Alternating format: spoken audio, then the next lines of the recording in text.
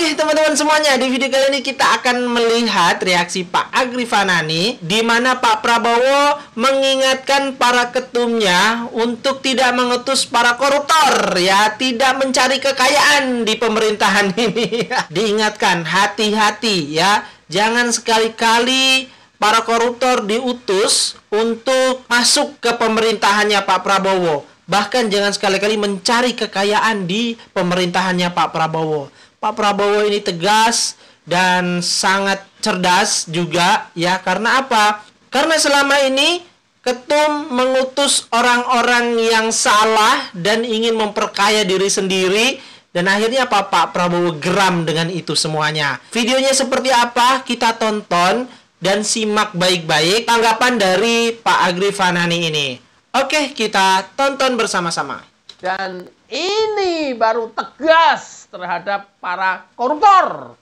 Awas ya, hati-hati ya. Diperingatkan kepada seluruh ketua partai politik untuk jangan sekali-kali menugaskan kadernya di kementerian nyari uang APBN untuk setoran partainya.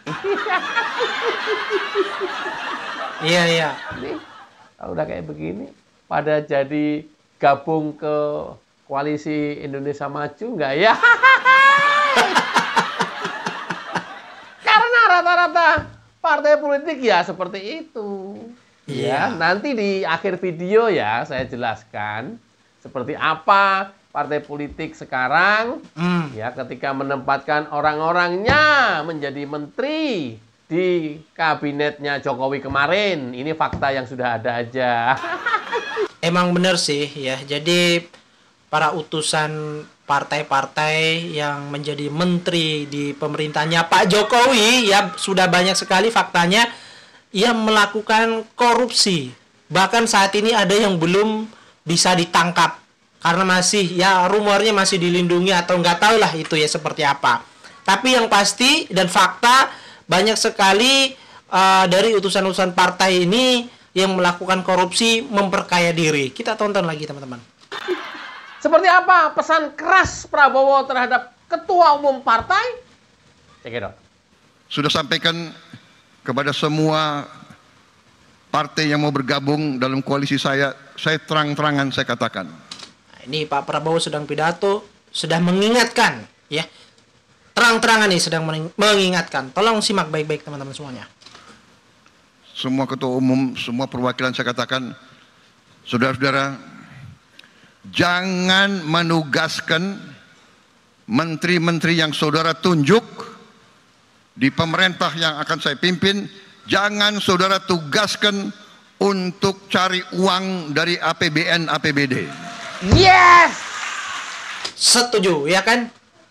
Jangan mencari kekayaan, ya, jangan cari kekayaan dari uang APBN. Coba kita dengarkan lagi.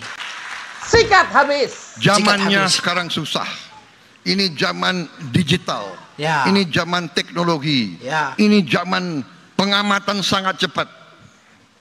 Jangan coba-coba.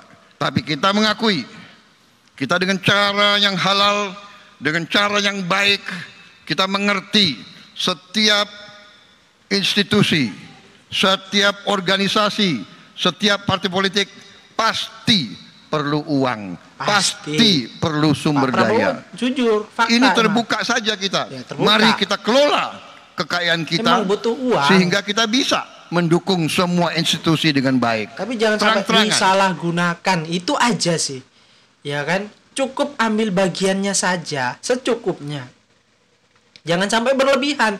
Mungkin ya kita nggak bisa menutup mata, ya kan. Fakta kita beroperasional, bekerja ya butuh uang. Tapi kan ya kita secukupnya aja. Jangan sampai berlebihan, bahkan sampai memperkaya diri kita sendiri sampai ke anak-anak cucu kita bagian. Jangan ya. Cukup dengan ambil sebagian yang sudah menjadi haknya.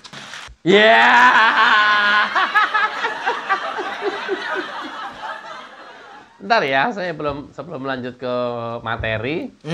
Tadi banyak saya baca di komen. Enggak, gue mau nanya, lu ketawa apa yang lu ketawain? Banyak ini komen. Kagak, Bang. Ya, di komen-komenan saya juga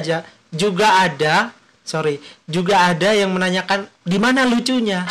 Tapi kita lihat aja nih. Malah kayak orang gila, Bang. Yeah. Lah, Yang gila yang nonton, yang sakit hati. Orgil. Yeay. Emang. Lalu gimana? Kan orang orgil kan nari-nari sendiri, jalan-jalan sendiri, ngomong sendiri, diketawain sendiri. Biasanya orang-orang yang komen seperti itu adalah orang yang sakit hati, ya keki, ya karena gua nanggapinnya dengan ketawa ketiwi.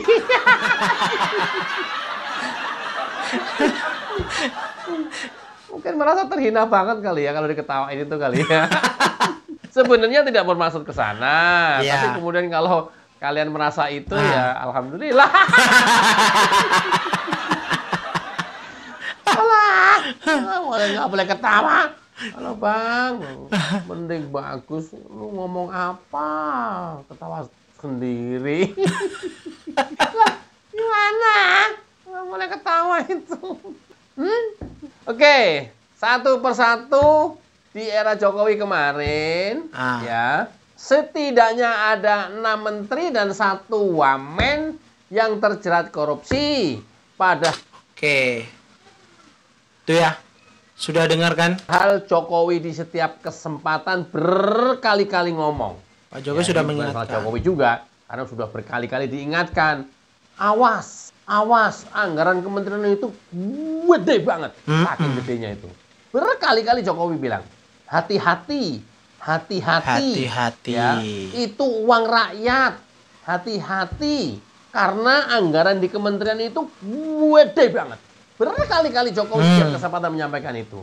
Saya udah tahu siapa-siapa yang bermain, dan kalau saya ingatkan juga tidak jerah, saya akan gigit sendiri. Berkali-kali Jokowi ngomong begitu. Jengkelnya itu. Jokowi cukup dengan simbol-simbol. Loh, kalian masih juga lakukan korupsi, emang nggak diintai sama Jokowi?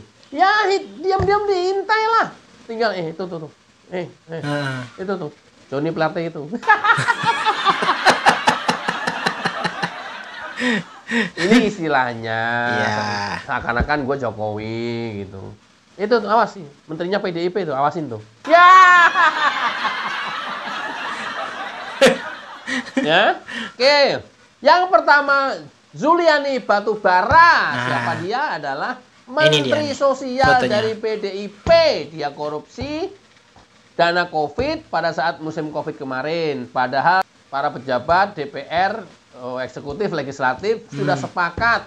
Siapapun yang korupsi di era COVID harus dihukum mati.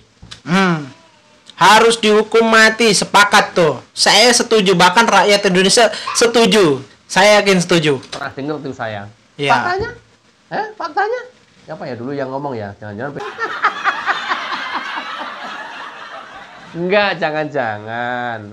Padahal Zuliani Batubara ini sekolahnya di Amerika. Pulang jadi pejabat kok ya korupsi. Ya.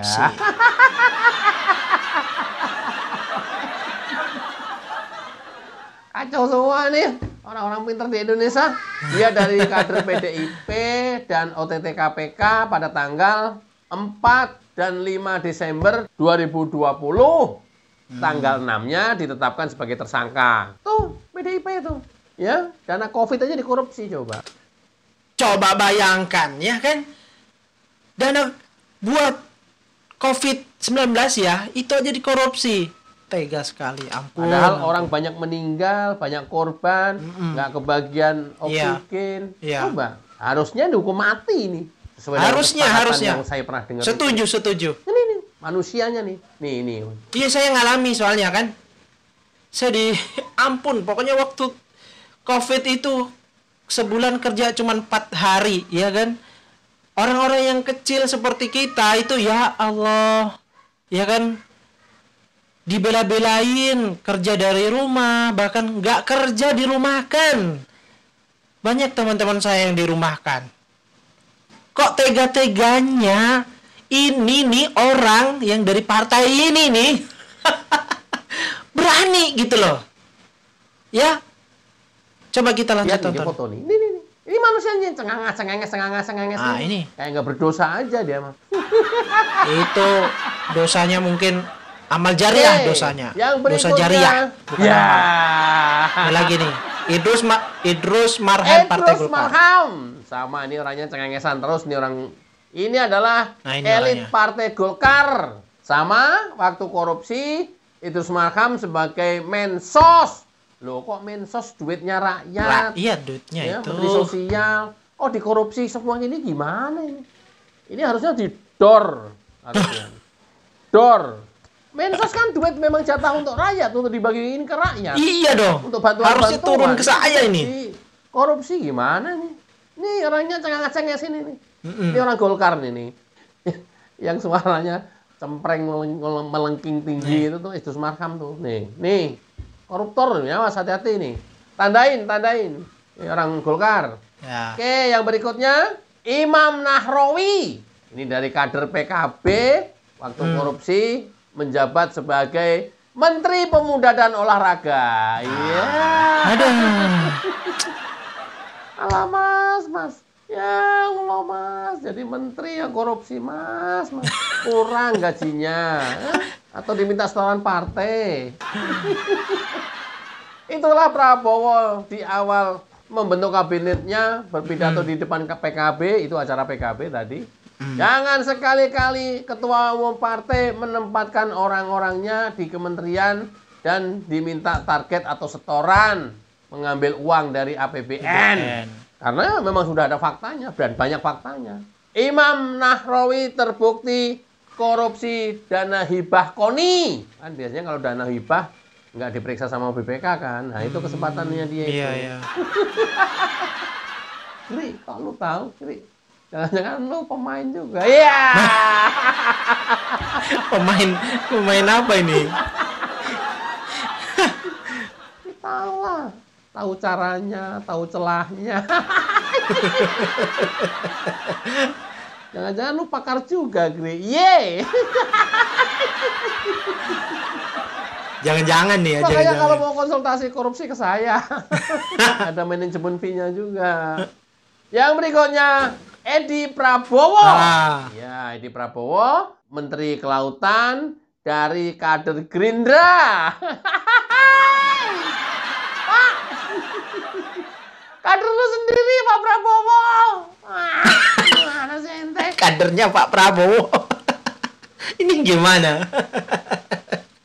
Partai Gerindra, Edi Prabowo. Dari Partai Gerindra. Oke, kita lanjut. Ya, Edi Prabowo terbukti korupsi ekspor benih lobster. Semuanya digaglakin semuanya. Kalau bisa diuntal semuanya udah. Kebayang nggak sih manusia-manusia yang ini tadi nih yang saya sebutkan ini, kalau ini jadi Menteri PUPR gitu, yang sampai triliunan, kebayang nggak kira-kira? Ya habisin semua mau dia ini. Edan. Oke, yang berikutnya yang masih hangat diingatan kita adalah Johnny G. Plate. Johnny G. Plate dari Nasdem, Menteri Kominfo, tanggung-tanggung korupsinya triliunan. Wow. Emang triliunan. Akhirnya terbukti nggak tahu triliunan apa ratusan miliar. Ya, dana BTS, anggaran BTS yang harusnya selesai buat membangun daerah 3T, terluar, terdalam, terpencil, supaya semuanya dapat 4G sampai ke Indonesia Timur, sampai ke ujung pelosok di negeri ini. Sama Johnny G. Plate dikorupsi. Ya. Jangan-jangan enggak. Ini adalah dari kader Nasdem. Kemudian yang nggak kalah gilanya adalah Syahrul Yassin Limpo. Sama dia dari Nasdem juga loh. Kok Bang Nasdem terus sih? Ini yang ya nggak tahu. Menteri Pertanian. Atau mungkin janjian yang nggak tahu juga. Yassin Limpo dari Mentan. Wah, ini gila-gilaan juga ini. Joroknya minta ampun ini. Yassin Parah Limpo ini. ini. Bawahannya dimintain setoran, gila. Aduh, ampun. Dan yang nggak kalah gilanya, ini benar-benar gila. Ini benar-benar gila. Wamenkumham Edi, atau lengkapnya Profesor Edward Umar Sarif. Sebelum jadi menteri, diangkat oleh Jokowi jadi menteri. Sebelumnya dia guru besar hukum pidana UGM. Lu bayangin aja lu, men. Ya. Profesor hukum pidana UGM. Begitu diangkat jadi wamen, wakil menteri Kumham, korupsi, menerima gratifikasi. Gila kan? Menerima gratifikasi sebesar 7 miliar. Gila kan? Gila kan? Gila nggak? Gila. Gila nggak? Gila. Gila, kita aja kerja mati-matian, ya ampun. Bisa-bisaan mereka sudah mendapatkan gaji yang besar ya, masih aja menerima uang-uang kotor gitu loh. Ya mungkin bahasa mereka itu seseran kali ya. Buat ya hidup mereka tinggi kali ya. Masa enggak?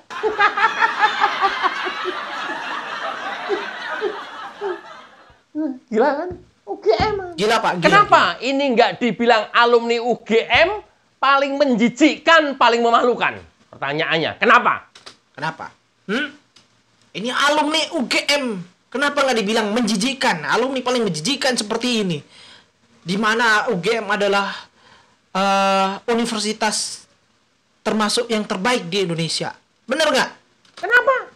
Ya karena ada kepentingan politik. Ini adalah benar-benar alumni UGM paling menjijikkan, paling memalukan sepanjang sejarah Indonesia. Sepakat.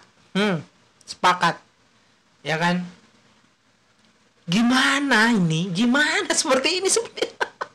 Aduh, susah. Hei, Ketua BEM UGM, anak tengil. Hei, anak UGM, anak tengil.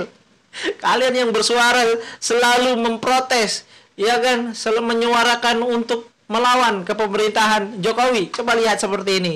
Protes nggak nih? Diprotes nggak nih? Guru besar kalian. Kenapa ini nggak kamu katain alumni paling menjijikan, paling memalukan dari UGM?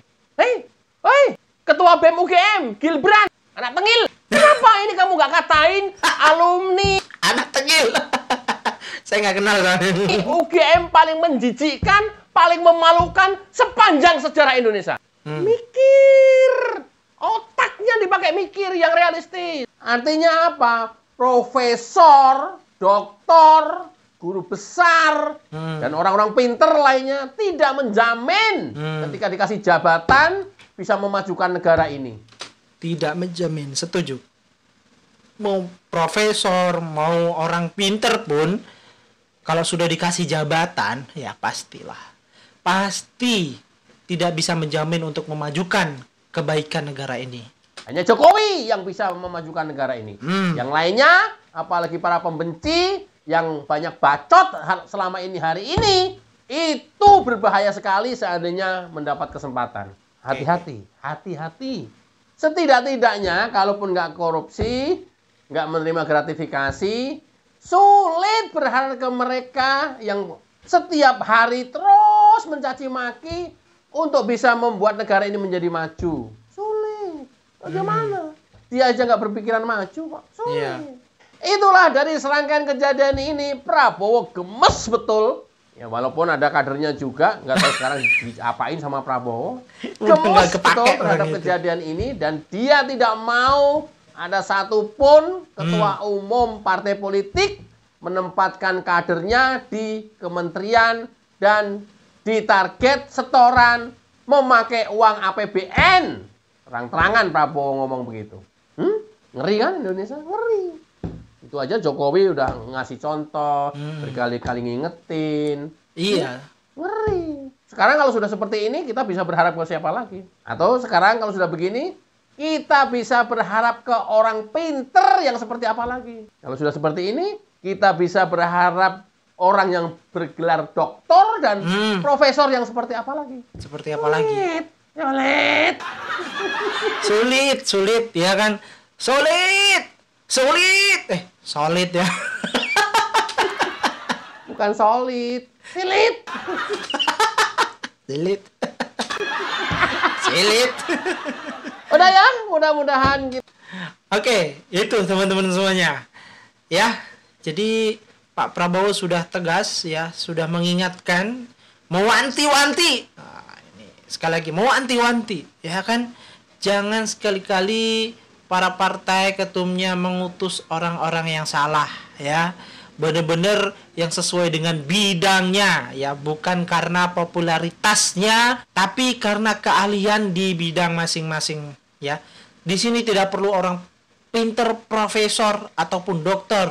Di sini hanya perlu orang yang jujur, orang yang mau bekerja untuk negeri ini. Itu harapan masyarakat Indonesia, ya kan? Buat apa profesor tapi koruptor, ya? Buat apa orang pinter tapi minterin orang-orang yang di bawah? Syukur ya, sudah profesor, sudah pinter, dia rela dan ikhlas untuk membangun negeri ini. Nah, itu yang diharapkan oleh masyarakat Indonesia. Oke, teman-teman, silahkan tulis di kolom komentar gimana menurut teman-teman semua. Terima kasih. Assalamualaikum warahmatullahi wabarakatuh.